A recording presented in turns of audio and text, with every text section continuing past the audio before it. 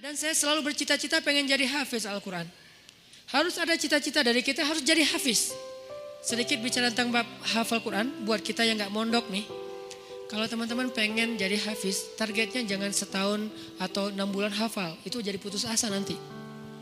Memang motivasinya ada orang yang 3 bulan hafiz, 6 bulan hafiz, setahun hafiz. Tapi kan dia mondok, 24 jam menghafal Quran. Kita kan banyak kesibukan yang lain, yang lebih realistis. Berapa? 6 tahun hafiz. Gimana cara 6 tahun hafiz? Sekarang rata-rata usia kita berapa? Sebutlah rata-rata 20 tahun ya. Ada yang 22, ada yang 19, rata-rata 20 tahun. Ustadz segitu juga? Ya kurang lebih lah. Rata-rata 20 tahun. Berarti 26 tahun itu cepat banget. Ya udah deh, jangan terlalu 6 tahun, 10 tahun. Kalau kita mau menghafal Quran 10 tahun hafiz, berarti sehari kita cuma perlu menghafal 2 baris. Sehari 2 baris. Dibagi 5 waktu sholat. 2 baris itu alif lam mim dzalikal kitabul la raiba fihi hudal lil muttaqin alladzina yu'minuna bil ghaib. Segitu. Gak sampai 1 ayat kan? Nah, cara ngafalnya subuh alif lam mim, udah beres. Susahnya di mana coba? Subuh teman alif, zuhur dzalikal kitabul la raiba fihi. Asar hudal lil muttaqin. Maghrib alladzina yu'minun. Isya bil ghaib.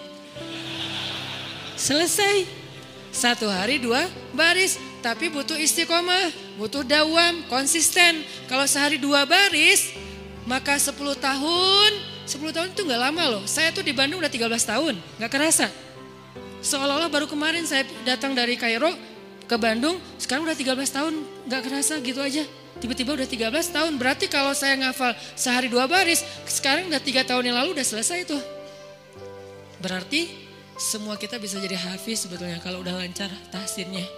Sehingga kita meninggal berstatus hafiz. Bukan untuk pamer ke orang, bukan untuk taruh di Instagram bio. Hafiz Al-Quran. Itu mah bebas lah. Terserah niat ya. Saya kan gak mau menjudge kan. Ada orang yang menaruh gitu supaya jadi syiar. Ada yang mungkin dia ria. Kalau dia ria dia rugi. Kan ngafal Quran gak gampang. Masa mau dihabisin dengan hanya taruh di bio. Rugi banget tuh. Ini kenapa saya sedikit masukin ke bab hafiz. Saya berharap kalau ada yang dengar ceramah ini jadi termotivasi menghafal Quran. Saya dapat pahala dari yang menghafal itu. Ternyata targetnya gampang. 2 baris sehari 10 tahun khatam. 2 baris itu gampang banget. Alif alhamdulillah.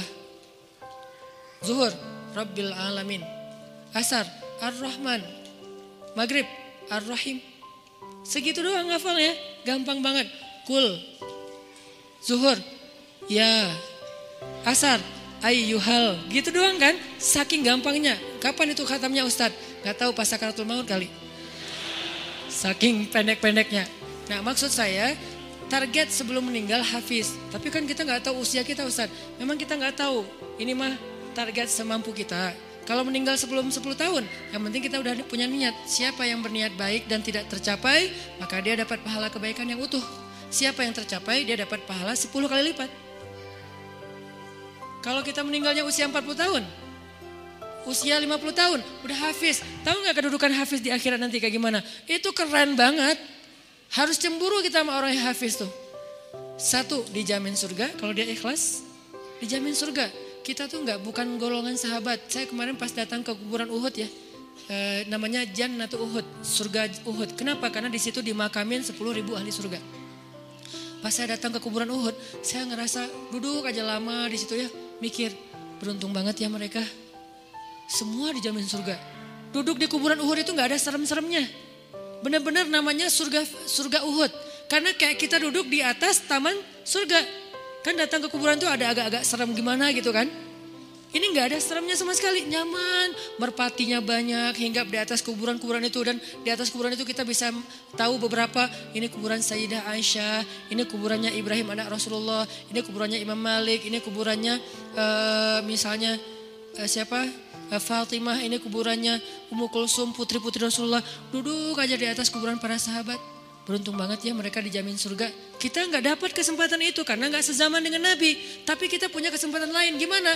Hafiz Al-Quran, dijamin surganya. Dengan syarat ikhlas dan tidak berbuat dosa besar. Dijamin surga. 1. Kedua, bisa bawa 10 orang selain mantan ke surga. Kasihan juga ya mantan ini ya. Makanya jangan jadi mantan. 10 orang. Siapa aja? Ayah, ibu, udah pasti tuh. Makanya saya pengen menghafal Quran biar kalau saya khatam, saya ngerasa di dunia tuh belum sempat berbakti sama ibu dan ayah saya. Keburu meninggal pas tsunami. Nanti saya pengen berbaktinya di akhirat. Berbakti di akhirat, hafal Quran. Sehingga nanti di akhirat saya berharap berhusnuzon ke Allah, bukan sok pede ya. Kayak Ustaz udah paling pasti masuk surga aja. Bukan, husnuzon ke Allah. Gak boleh sok pede. Kalau sok pede namanya mentazkiyah diri sendiri. La tuzakku anfusakum. Berhusnuzon ke Allah, Allah maha menepati janji. Saya bisa bawa, mak yuk ikut abang. Kemana bang? Surga. Kan enak ya. Bapak yuk ikut abang kemana? Surga. Kakak saya meninggal juga di tsunami. Itu buat saya ibu kedua saya setelah ibu saya. Karena dia paling banyak berkorban. Kak Yus yuk ke surga. Kemana? Ayo ikut abang kemana bang? Surga. Itu tuh kayak goals, akhirat goals lah. Kalau kita punya life goals, ini adalah akhirat goals. Buat siapa lagi? Istri. Buat siapa lagi? Anak. Kalau semuanya hafizah, ya berarti lebih banyak lagi yang bisa kita bawa. Itu tuh keren banget.